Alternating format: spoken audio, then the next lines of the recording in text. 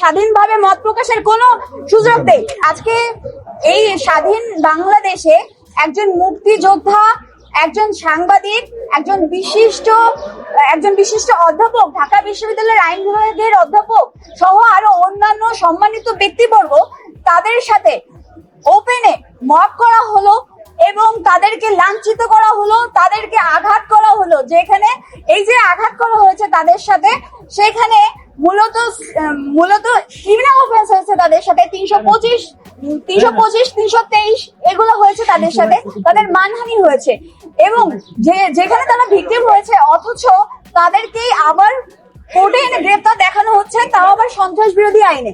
তারা কোনো ধরনের সন্ত্রাসমূলক কোনো কার্যক্রম করে নাই। বর্তমান বাংলাদেশের পরিস্থিতি এমন যে কেউ যদি মুক্তিযুদ্ধ নিয়ে কথা বলে তাহলে তারা ফ্যাসিস্টের দোসর হয়ে যায়, তারা ফ্যাসিস্ট হয়ে যায়। কারোর কোন এখন বাক স্বাধীনতা নেই। বাংলাদেশের যে কনস্টিটিউশন, সেই কনস্টিটিউশনের 39 ধারা অনুযায়ী এই বাংলাদেশে এখন স্বাধীনভাবে মত প্রকাশের কোনো সুযোগ নেই।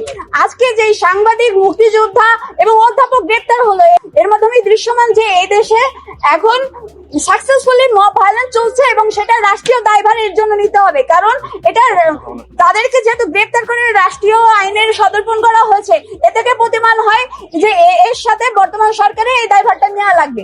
এবং আমরা বিগততে এটাই বলেছি যে তারা সম্পূর্ণ নির্দোষ এবং নিরপরাধ, এবং আজকে যে আইনে তাদেরকে গ্রেপ্তার করা হয়েছে এই ধরনের কোন রকমের কোনো কার্যক্রম তারা করেন নাই এবং তারা সম্পূর্ণ নিরপরাধ এবং নির্দোষ, এবং এখানে কোনো ধরনের প্রাইমা ফেসি কেস নেই। আজকে এই 16 জনের পরিবার তারা দুঃখ ভারে তাদের এই যে যাদেরকে গ্রেপ্তার করা হয়েছে তাদের জন্য পথ চেয়ে আছে। তাদের কি অপরাধ তারা জানে না।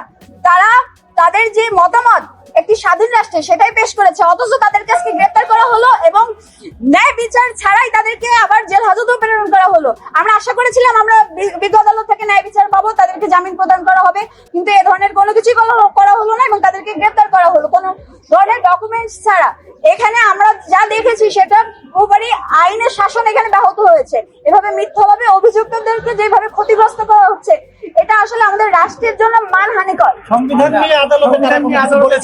তারা বলেছে, আমাদের যে আসামিরা ছিল তারা নিজেরাই বলেছে, তিনি যেহেতু একজন আইনের অধ্যাপক, তিনি বলেছেন যে 33 অনুযায়ী একজন নাগরিকের যে অধিকার রয়েছে, একজন নাগরিককে গ্রেপ্তার করার পরে যেভাবে রাখা উচিত ছিল, যে ধরনের কন্ডিশন থাকা দরকার ছিল, তার কোনো কিছুই প্রতীয়মান ছিল না এবং তাদেরকে একটি ঘরে রাখা হয়েছে, সে ঘরে ফ্যান পর্যন্ত নাই এই গরমের মধ্যে এবং ধুলাবালির মধ্যে, এবং তাদের সাথে এমন ভাবে মানে খুবই খারাপ ভাবে আসলে ওখানে ব্যবহার করা হয়েছে, যেখানে তাদের 33 যে আর্টিকেল রয়েছে সংবিধানের, সেখানে যে ধরনের অধিকার দেওয়া হয়েছে সেটা সম্পূর্ণ আকারে লঙ্ঘন হয়েছে।